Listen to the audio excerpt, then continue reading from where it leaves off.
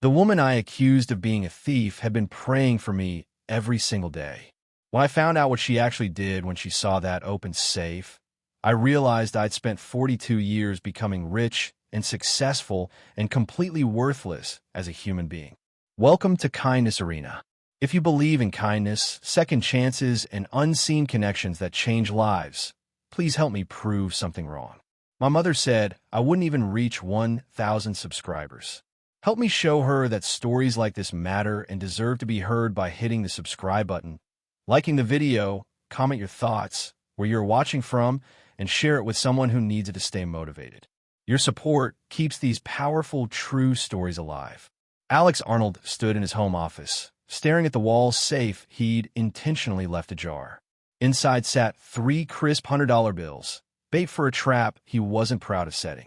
At 42, Alex had built Arnold Technologies from a garage startup into a billion-dollar empire.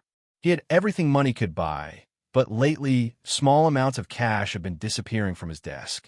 His accountant suggested it might be the new housekeeper, Nia Martinez, a quiet woman in her 50s who'd been with him for 3 months. Just test her, his accountant had said. Leave something obvious. You'll know. Now, glancing at his watch, Alex saw it was 9:47 a.m. Nia would arrive at 10 for her weekly deep clean. He positioned himself in the adjacent study, door cracked, where he could watch through the reflection in a decorative mirror. At exactly 10 a.m., he heard her key in the lock. "Mr. Arnold?" Nia's accented voice called out. "It's Nia. I'm out," he shouted back, hating the deception. "Be back this afternoon." He heard her footsteps, the familiar rhythm of her beginning her routine. She always started in the kitchen, then worked her way through the house systematically. His heart pounded as he waited, phone ready to record evidence. 30 minutes passed. 45. Finally, Nia's footsteps approached the office. Alex held his breath, watching the mirror's reflection. She entered with her cleaning caddy, humming softly, a gospel hymn he'd learned. She began dusting his desk, organizing his scattered papers with the care she always showed. Then she saw it. The open safe, the money visible inside. Nia froze. Alex leaned forward, his jaw tight, waiting for her to reach inside, to prove his accountant right, to validate his suspicions. Instead, Nia did something he never expected. She walked to the safe and carefully closed it, spinning the lock. Then she pulled out her phone. Alex watched, confused as she made a call. "Mr. Arnold? This is Nia," she said to his voicemail. "I am in your office cleaning, and I see your safe is open. I close it for you, but I think you should know. Maybe you forget? I worry someone could steal from you. Please check that everything is okay. I finished cleaning now. God bless." She hung up and continued her work as if nothing had happened, that same gospel hymn on her lips. Alex sat frozen in the study, his phone trembling in his hand. Shame crashed over him like a wave. He'd been so ready to believe the worst, so quick to doubt, so eager to catch her in wrongdoing, but it wasn't her. It had never been her. He thought back over the past months. The missing cash had started right after his nephew Jake had moved in temporarily, sleeping on the couch between jobs. Jake, who Alex had trusted blindly because he was family. Jake, who'd moved out 2 weeks ago when he found a place, the same time the missing money had stopped. Alex had suspected the woman who called him when his safe was open instead of the boy who had his blood. Rising on unsteady legs, Alex walked into the office. Nia looked up, startled, her hand flying her chest. "Mr. Arnold, I thought you were out." I was in the study." His voice cracked. "Nia, I heard your message. I heard what you said." She looked confused, then concerned. "The safe, it was open." "I know." Alex's eyes filled with tears he hadn't shed in years. "I left it open on purpose to test you." The words hung in the air like poison. Nia's face fell, hurt flooding her features. You thought I was stealing?" "Yes." He couldn't lie to her anymore. Money had been going missing. "Someone suggested it might be you." "I'm so sorry, Nia. I'm so deeply sorry." She set down her dust cloth with shaking hands. "I work in many houses for 20 years. No one accuses me. You shouldn't have been accused now. I was wrong. Completely, utterly wrong." Alex sank into his desk chair. "It was my nephew. I know that now, but I trusted him without question and doubted you without cause. I judged you based on, God, I don't even want to say it. Because I clean houses? Nia asked quietly. Because I am immigrant? The truth of it hit him like a physical blow. Yes, and that makes me no better than the people I claim to despise.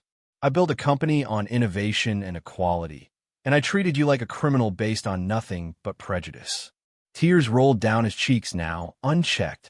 You called to protect me. You secured my safe. You did everything right, and I did everything wrong. Nia was silent for a long moment, her own eyes glistening. When she spoke, her voice was soft but firm. Mr. Arnold, you know what hurts most? I pray for you every day. When I clean your house, I see how you work so hard, how you live here alone in this big place. I see the pictures of your parents who passed. I see you eat dinner from containers, alone.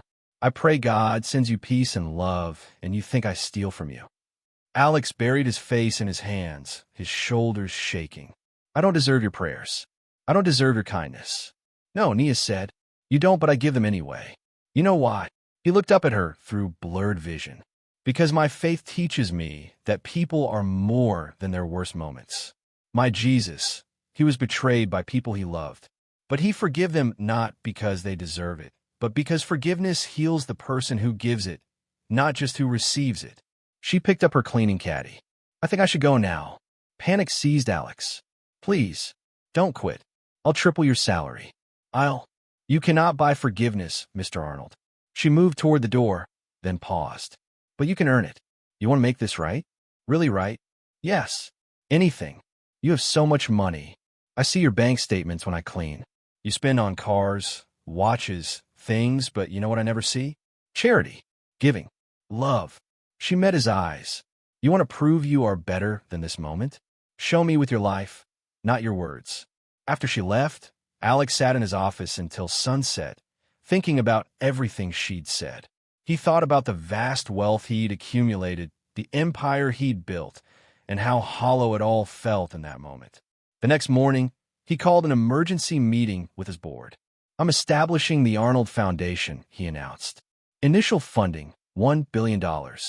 Focus areas, supporting immigrant workers, education scholarships, and financial literacy programs for underserved communities. His board members exchanged shocked glances. Alex, his CFO, said carefully, that's a significant portion of her personal wealth.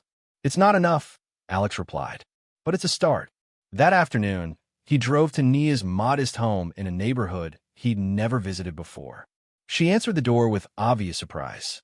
Mr. Arnold, I need to show you something. He handed her a folder.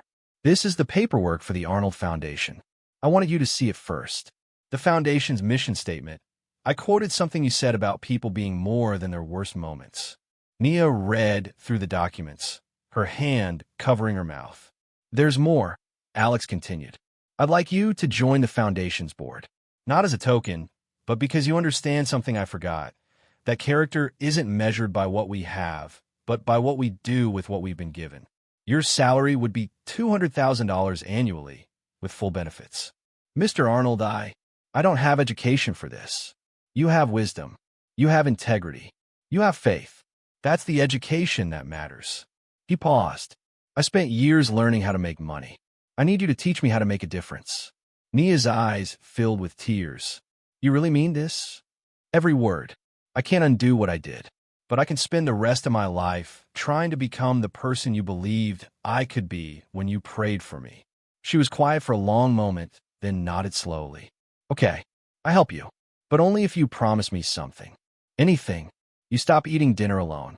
Every Thursday, you come to my house. My family, we have dinner together.